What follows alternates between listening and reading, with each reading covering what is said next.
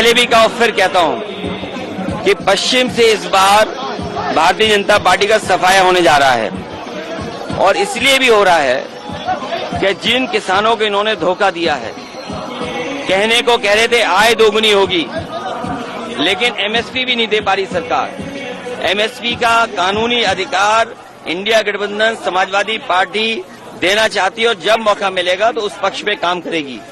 वहीं बड़े पैमाने पर नौजवानों की नौकरी छीनी, और ये जानबूझ करके पेपर लीक कर रहे हैं। उत्तर प्रदेश में बीजेपी की सरकार है, जहां से पेपर लीक हो रहा वहां बीजेपी की सरकार है। जब इतना सुरक्षा का इंतजाम किया इन्होंने, उसके बाद आखिरकार क्यों पेपर लीक हो रहे हैं? और जब पहली बार पेपर लीक हुए उसी समय सरकार क्यों सावधान नहीं हुई?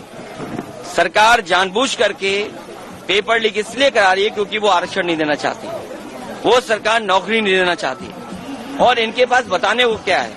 बड़े बड़े होर्डिंग लगाए हैं, कहने को डबल इंजन है, लेकिन दूसरा चेहरा होर्डिंग पे नहीं आ पा रहा है, दूसरा चेहरा गायब है, और जनता वोट डाल के जो एक चेहरा बचा है उसको भी गायब करेगी। नगीना लोकसभा में आप जीतने के बाद क्या नगीना लोकसभा को जीतने के बाद क्या नगीना लोकसभा और बिजनौर, इस लोकसभा के अंदर और जिले के विकास के लिए जो भी होगा वो समाजवादी लोग करेंगे। दूसरा, मैं आपको बताना चाहता हूं, आज इस जिले में अगर एम्बुलेंस चल रही है तो समाजवादियों की देन है। 100 नंबर जो आज 112 है, अगर पुलिस के पास इस तरह की गाड़ियों का इंतजाम अगर किसी ने किया तो समाजवादियों ने किया। पूरे बिजनौर में सब स्टेशन, जिससे ग्रामीण क्षेत्र में और शहरी क्षेत्र में पर्याप्त बिजली का इंतजाम हो जाए, समाजवादियों की देन है। और मुझे याद है सरकार में एक अधिकारी यहाँ के थे जो रिटायर हुए थे पीडब्ल्यूडी के, वो यहीं के रहने वाले थे। उन्होंने कहा कि मेडिकल कॉलेज बनना चाहिए। ये जो आज मेडिकल कॉलेज बन रहा है, इसकी शुरुआत अगर किसी ने की थी तो समाजवादियों ने की थी। केवल बीजेपी ने जिस तरीके से 100 का 112 किया है, उसी तरीके से केवल जगह बदल दी उन्होंने। नगीना लोकसभा के प्रत्याशी पूर्व जज मनोज कुमार खुले मन से दावा कर रहे हैं कि नगीना लोकसभा पर जीत दर्ज करने के बाद मेडिकल कॉलेज महिलाओं के लिए अच्छी संस्थान है, और वो कर रहे हैं, जरूरी है मिले, और इससे बेहतर सुविधाएं देने का काम समाजवादी लोग करेंगे। आप उनका साथ देंगे? मैं साथ नहीं, मैं काम करके दिखाऊंगा। इसीलिए मैंने आपको उदाहरण के लिए दिया। अगर कागजों को पलटोगे तो सबसे ज्यादा सब स्टेशन किसी ने बनाए तो समाजवादियों ने बनाए। एक समय ऐसा था, थाने में पुलिस को डीजल पेट्रोल भी नहीं मिलता था।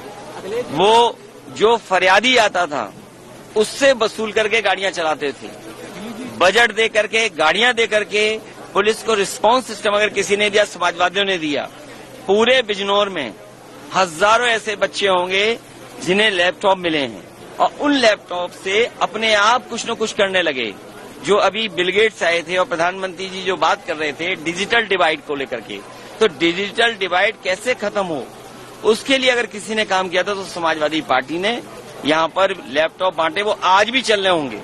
बीजेपी के जो दिए गए हैं स्मार्टफोन, आप उंगली घिसते रहिए, थक जाओगे, तब जाकर के थोड़ा बहुत चलता है।